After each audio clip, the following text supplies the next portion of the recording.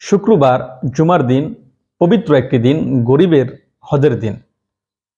এই দিনের গুরুত্ব এবং ফজিলত প্রায় 130টির অধিক হাদিসের মধ্যে বর্ণিত রয়েছে। স্বয়ং আল্লাহ রাব্বুল আলামিন জুমার দিনে জুমার সালাতের জন্য পবিত্র কোরআনুল কারীমের মধ্যে আহ্বান করে বলেছেন, ইয়া আইয়ুহাল্লাযীনা আমানু ইযা নুদিয়া লিস-সালাতি মিন ইয়াউমিল জুমআহ ফাসআউ ইলা যিকরিল্লাহি ওয়া দারুল বাই'a। এই জুমার দিনের ব্যাপারে একটি ইন্ডিভিজুয়ালি সূরা পবিত্র কোরআনুল কারীমের মধ্যে আল্লাহ রাব্বুল আলামিন অবতীর্ণ করেছেন। এই জুমার দিনে একটি গুরুত্বপূর্ণ সময় রয়েছে, যে সময় দোয়া করলে আল্লাহ রাব্বুল আলামিন সাথে সাথে কবুল করে নেন।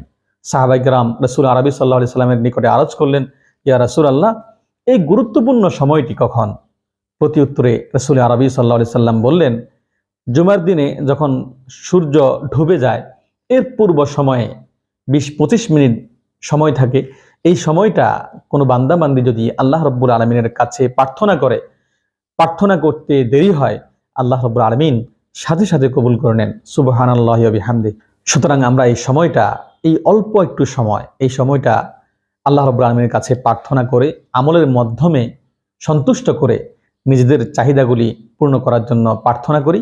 আল্লাহ রাব্বুল আলামিন আমাদেরকে দোয়া কবুল করবেন, এমনটা প্রতিশ্রুতি রাসূল আরবি সাল্লাল্লাহু আলাইহি সাল্লাম হাদিসের মধ্যে দিয়েছেন।